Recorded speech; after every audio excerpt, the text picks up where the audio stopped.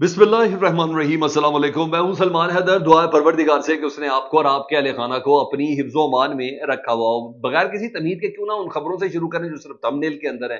क्यों मैं ये कह रहा हूं कि शरीफ खानदान के लिए आज क़यामत से बड़ा दिन नहीं है, और एक बहुत बड़ी चोरी उनकी पकड़ी गई है, और आज अपोजिशन को यानी पाकिस्तान तहरीक इंसाफ को, जी हाँ, उनको लत्ते लेने का मौका मिला है। क्या वजह है कि इतनी बड़ी खबर और पाकिस्तान का मीडिया उसको इतने मोहतात अंदाज में कर रहा है? ज़ाहिर पता है इससे बड़ी क्या वजह होगी कि हुकूमत ही शरीफ खानदान की है।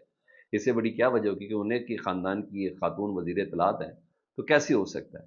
हाँ, बहरहाल बहुत मोहतात तरीके से चल रहा है, और यही वजह है कि शरीफ खानदान में से आज कोई बीपर देने के लिए भी तैयार नहीं। हाँ, मरियम औरंगज़ेब साहब आई आई एक अदद प्रेस कॉन्फ्रेंस करने के लिए, मगर उन्होंने वो कल के सिक्योरिटी इजलास और दाएँ-बाएँ चाह करके उन्होंने कहा किसी तरह मीडिया मैनेजमेंट किसी और तरफ हो जाए, लेकिन नहीं सर, हम हैं बैठे हुए।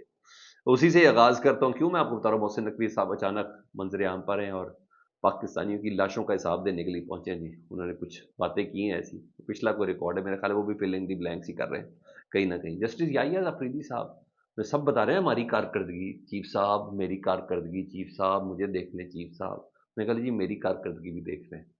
वो कोई रिश्वत रिश्वत मांगे तो मुझे ज़रूर डायरेक्ट आपने कॉल करके बता दिए। तो वो भी आज जस्टिस याहिया अफरीदी साहब भी सामने आए हैं, चीफ जस्टिस साहब, उसको बता दो। सबसे पहले ज़रा उस खबर को ही लेके चलूँ जी। और जनाब हसन नवाज साहब, उनसे मुतलिक जो खबर ब्रेक हुई है जी, बरतानी मीडिया के थ्रू जी, उनकी वेबसाइट पे भी है। 5.2 मिलियन पाउंड, 5.2 मिलियन पाउंड उनके ऊपर टैक्स चोरी का इल्ज़ाम साबित हो गया है, या डिफ़ॉल्टर का आप कह लें। और उन्होंने पहले डिफ़ॉल्टर अपने आप को डिक्लेयर किया था, लेकिन नहीं, कहा गया कि आपको ये पैसे देने ही देने हैं। इसके लत्ते एक तो मून सलाई साहब ने लिए। मैं इससे पहले कि इस पे कोई मज़ीद अपनी इनपुट डालूँ और मेरे पे कोई पैका-शैका लग जाए, तो मून सलाई साहब कहते हैं, वो कहते हैं हसन नवाज शरीफ पर बरतानिया में टैक्स चोरी के इल्ज़ामात साबित हो गए हैं। पाकिस्तान में पड़ी टैक्स चोरी की खानदानी आदत बरतानिया में जाकर भी नहीं छूटी है। फिर शहजाद अकबर साहब, मिर्ज़ा शहजाद अकबर, जो बहुत अरसे से पीछे थे, एमन फील्ड वगैरह के सारे मामला इन्होंने ओपन किए थे। उन्होंने कहा एमन फील्ड और हाइड पार्क के बेताज बादशाह और वज़ीर आज़म पाकिस्तान के भतीजे और वज़ीर आला पंजाब के भाई और नवाज शरीफ के होनहार सपूत इज़्ज़त माब हसन नवाज शरीफ हालिया मुकीम पाकिस्तान, इस वक्त वो जाती उम्रा में है ना, मुकीम पाकिस्तान, जिस पर किसी ज़माने में पाकिस्तानी कानून का इतलाक तक नहीं होता था। यही कहा जाता था जब अदालतें उनको पेश करती थी, उन्होंने कहा नहीं जी, पेश करने होते हैं, नहीं पाकिस्तान के तो ये शहरी नहीं है, अब तो ये बरतानिया के, तो पाकिस्तान का कानून के ऊपर इतलाक नहीं होता। उन्होंने कहा अब बरतानी हुकूमत की जानिब से सर्टिफाइड टैक्स चोर करार दिए जा चुके हैं, और HMRC ने नोटिफिकेशन जारी किया जी उनकी वेबसाइट पे जी, अपनी वेबसाइट पर चपसा कर दिया है।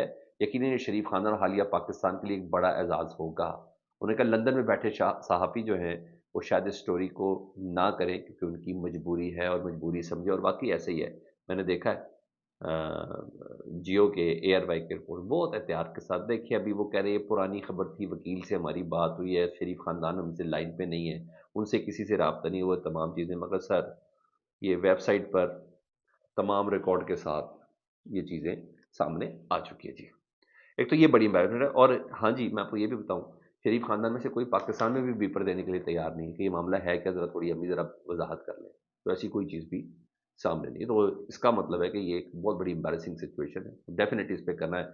मरीम नवाज़ साहब कहती थी मेरी पाक बाहर तो क्या पाकिस्तान में भी कोई जायदाद नहीं है, तो अब रिटर्न में समझ आ गई बहुत सी जायदादें हैं।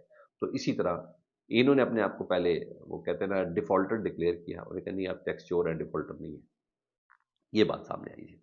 अच्छा, इधर इमरान खान साहब के एक टाइगर हैं जी, जिनको हाल ही में पब्लिक अकाउंट्स कमेटी का चेयरमैन बनाया गया। इमरान खान साहब पे तोशाखाना 2 केस लगा हुआ ना जी, जहाँ उस पे उनको सज़ा दी गई है। उसके ऊपर जी चेयरमैन एपीसी जुनैद अकबर साहब ने, उनको कोई इनकार नहीं कर सकता, 1947 से लेके अब तक का तमाम रिकॉर्ड तोशाखाना का तलब कर लिया। अब आपको जुनैद अकबर साहब बताएंगे किसने क्या लिया, कितने में लिया, कितने में दिया। अब आपको बताएंगे कि गाड़ियां ले जाने की इजाज़त थी, नहीं थी, तहफ़ ले जाने की इजाज़त किसको थी, नहीं थी, कौन सी चीज़ें किसको गिफ्ट करके कहाँ से हासिल की गई। माजी के वज़राए आज़म में नवाज शरीफ साहब, आसिफ अली जरदारी साहब, मरियम नवाज साहबा, कुलसूम नवाज साहबा, ये तमाम लोग क्या क्या चीज़ें लेते रहे। फिर अब आपको ये बताएंगे। तो एक वाकई बड़ा स्टेप है, क्योंकि पाकिस्तान तरीके साहब अगर पोलिटिकल अपनी भी चीज़ कर रही है ना, پبلک اکاؤنٹس کمیٹی کا چیئرمین علیحدہ کر رہا ہے، احمد خان بچن نے سلمان اکرم راجہ صاحب کو بلا لیا ہے، آج وہ باقاعدہ طور پر انہوں نے پرنٹ تک دے دی ہے، آج وہ وائٹ پیپر جاری کرنے لگے جی پنجاب حکومت کا بھی تمام تصاویروں کے ساتھ اور ایویڈنس ثبوت کے ساتھ جی، وہ جی آج پنجاب کی بدترین کارکردگی کا وائٹ پیپر جاری کرے گا۔ تو ادھر پاکستان تحریک صاحب اس محاذ کے اوپر ادھر لگی ہوئی جی۔ اس خبر کو جس میں پچھلی پہ اوور لک ہو گئی تھی مگر میں نے تھم نیل پہ بات کی تھی وہ میں نے آپ کو بتانا تھا جی، افتخار جوگزی صاحب ہیں سابق کمشنر کوئٹہ، ان کی بیٹی سے متعلق ہے مبینہ طور پر کہ شاید وہ اس حالت میں نہیں تھیں کہ وہ بات کر سکے، انہوں نے پرواز کے دوران ایئر ہوسٹس کو مارا ہے اور اس کا ناک سے خون تک نکلا جی، یہ تصویریں وقتی نے ساتھ ہیں، میں اس پر نہیں لگاؤں گا، اور کہا جا رہا ہے کہ وہ اپنی بیٹی کے معاون تھے تمام تشدد میں جی، اس لڑکی نے ایئر ہوسٹس نے کہا تھا کہ بیلٹ باندھ لو، تو انہوں نے بیلٹ نہیں باندھی، انہوں نے انسسٹ کیا ایئر فورسز کی ڈیوٹی ہے، وہ زبردستی بھی کہہ سکتی ہے آپ کو بیلٹ باندھنی پڑے گی۔ بہرحال ہمارے یہاں تماشے اس قسم کے لگے ہیں، آپ چیک کر لیں کہ ہمارے اللہ تلے نہیں جا رہے اور ہم کن کن چیلنجز کے ساتھ ہیں۔ ادھر سر چیف جسٹس یحییٰ آفریدی صاحب نے آج اپنا باقاعدہ اپنی کارکردگی رپورٹ پیش کی ہے، عوام الناس سے مخاطب کرتے ہوئے، میرے پاکستانیوں سے مخاطب کرتے ہوئے انہوں نے سب سے پہلے تو بتایا کہ پچھلے تقریباً 5 مہینوں میں دائر ہونے والے 7,633 نئے مقدمات کے مقابلے میں آپ کی سپریم کورٹ نے 11,779 مقدمات کا فیصلہ کیا ہے، ججوں کے آنے کے بعد مقدمات کے فیصلوں میں مزید تیزی آئے گی، یہ انہوں نے بتایا۔ ساتھ عوام الناس سے کہا ہے کہ اگر آپ سے گزارش ہے تو کوئی سرکاری یا غیر سرکاری مقدمے کی نقل کے حصول کے لیے یا اس کی فکسنگ کے حصول کے لیے سپریم کورٹ میں کوئی آپ سے رشوت طلب کرتا تو پلیز مجھے فوراً اطلاع دیں، آپ کا نام خفیہ رکھا جائے گا، اور انہوں نے ایک نمبر بھی دیا ہے تاکہ آپ یہ بتا سکیں۔ میری میسج چیف جسٹس صاحب کی طرف آتے کہ سر یہ آپ کا بنتا نہیں تھا، آپ نے کہہ دیا تو سن لیں، میں بھی اب تھوڑا سا انپوٹ دے دیتا ہوں، ادھر کیسز کی فکسیشن کے اوپر یا بینچ کی تشکیل کے اوپر پیسہ نہیں چل رہا، وہ تو شاید تھوڑا بہت چل ہی رہا ہو، اسلام آباد ہائی کورٹ کے آپ کو تھوڑا سا ششکا وشکا رجسٹرار نے دے بھی دیا ہے۔ ادھر معاملہ یہ ہے کورٹ پیکنگ کے نتیجے میں آنے والے ججز سے فیصلہ کیسے لینا ہے، ادھر معاملہ یہ بات عام انسان عام پبلک سے بہت اوپر جا چکی ہے۔ اب معاملہ رشوت پیسوں کا نہیں، کیش کا نہیں ہے، معاملہ ہے کورٹ پیکنگ کے ذریعے آنے والے ججز سے ریلیٹڈ۔ اب معاملہ کچھ اور ہے، وہ زمانے کا ہے جی وکیل کر لو یا منشی کر دے گا، اب جج کرنے والی بات ہے۔ جس طریقے سے عدالتوں میں کیسز کی سنوائی ہو رہی ہے، مجھے تو نہیں پتا یہ آپ نے 11,789 کیسز کون سے کیے ہیں، لیکن مجھے اس کے علاوہ کچھ بھی سمجھ نہیں آ رہی کہ اسلام آباد ہائی کورٹ میں کیا ہو رہا ہے، سپریم کورٹ میں کیا ہو رہا ہے، یہ مجھے اور آپ کو بہت اچھے سے اندازہ ہے۔ ہاں آپ اپنی اگر آپ کی کارکردگی، آپ خود کہتے ہیں کہ آپ کے لہجے میں کوئی ہولو نہیں ہے، لوگ آپ کی بات کو سمجھ بھی رہے ہیں، آپ کی اس کارکردگی کو بڑی ستائش بھی کرتے ہیں، تو میں آپ کو اس سے متعلق کیا کہہ سکتا ہوں؟ میں کہتا ہوں آپ کی اس خط کے بعد جو تھوڑا بہت شک تھا نا وہ بھی ختم ہو گیا ہے آپ کے اوپر، مجھے تو خیر اس بات پہ کوئی یقین نہیں، مجھے تو ایسا ہی لگ رہا ہے۔ نہیں تو جتنی درخواستیں، اور اپنے پچھلے فیصلوں پہ عمل درآمد کرا دو یار، کیا چھوٹے موٹے کیسز کے فیصلوں پہ کہتے ہو کہ ہم نے بڑے فیصلے کر دیے، اپنے پچھلے کیسز پر عمل درآمدی کرا دو، فیصلوں پہ عمل درآمد کرا دیں تو آپ کو پتہ چلے گا۔ نہیں سمجھ آتی تو وہ جو صبح اسلام آباد ہائی کورٹ کے جج صاحب نے سو موٹو لیا نا کہ ہمارے فیصلوں پہ عمل نہیں ہو رہا، انہیں سے ذرا سن لے جا کے تو تھوڑا بہت آپ کو بتا دیں گے۔ کل ایک خبر تھی مصدق ملک صاحب نے دی کہ آپریشن کا فیصلہ ہو گیا، ٹھیک ہے۔ آج صبح ذرائع کے ذریعے اخباروں کے اندر بھی خبر تھی کہ 2-3 مہینے کے اندر نا قصہ پاری نہ بنا دینا ہے، ہم نے دہشت گردی کو، اللہ کرے ایسا ہو سب ہو۔ آج خواجہ آصف صاحب سے یہ سوال پوچھا کہ سرکل قومی سلامتی کمیٹی میں اتنا بڑا اجلاس تھا، یہ تھا، یا کسی قسم کی کوئی آپریشن کا فیصلہ ہونے کا کوئی بات ہی نہیں ہے آپریشن کے حوالے سے، یہ خواجہ آصف صاحب بتا رہے ہیں، پاکستان کا وزیر دفاع بتا رہا ہے، میں ان کی بات کو 100% وزن دیتا ہوں کیونکہ فوج انہی کی ہی وزارت کے اندر آتی ہے، وہ کہہ رہے ایسی کوئی بات ہی نہیں ہے۔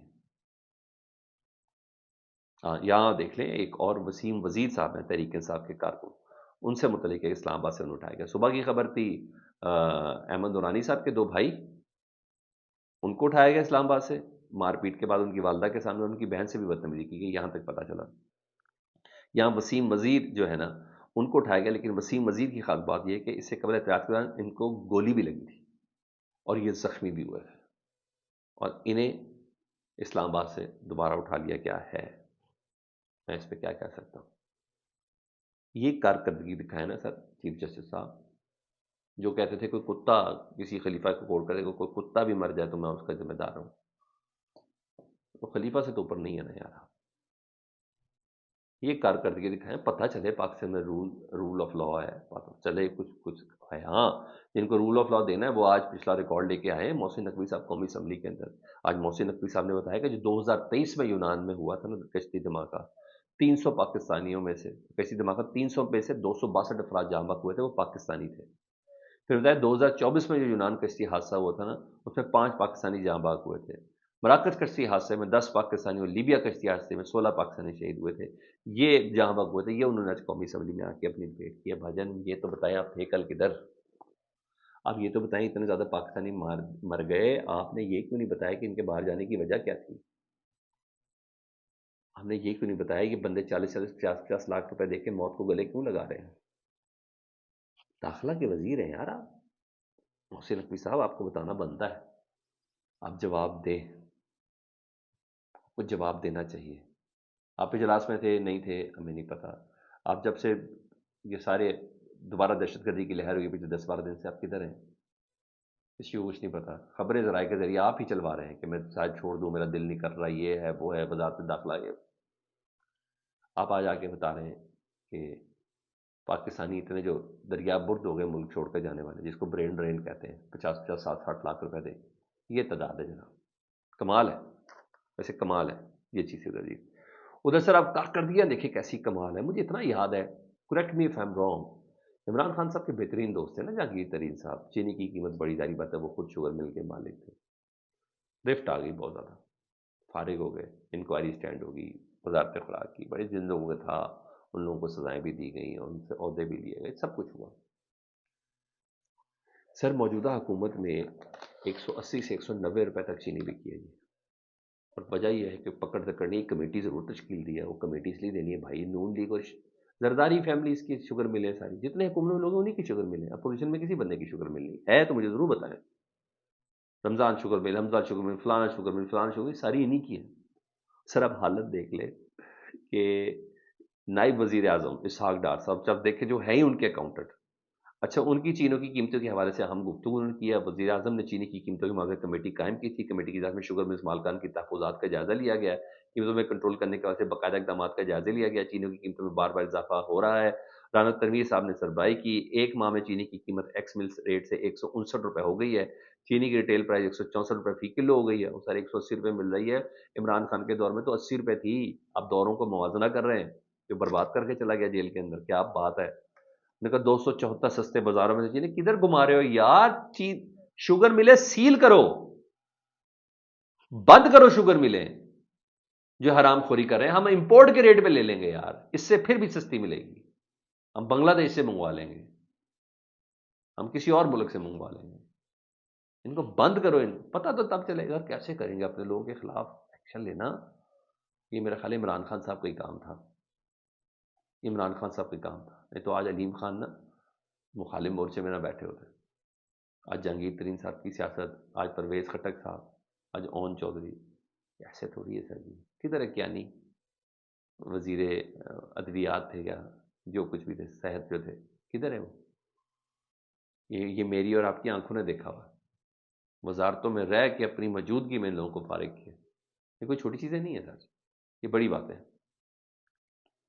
بہرحال دیگر خبروں میں آپ کو بتاؤں آج بڑے انکشافات ہیں، 107 روپے کچھ پیسے کے حوالے سے پتہ چل رہا ہے جی، 1 لیٹر پہ حکومت نا ٹیکس لے رہی ہے، 107 روپے، اور ڈیزل پہ میرے خیال 109 ہے یا 8 روپے،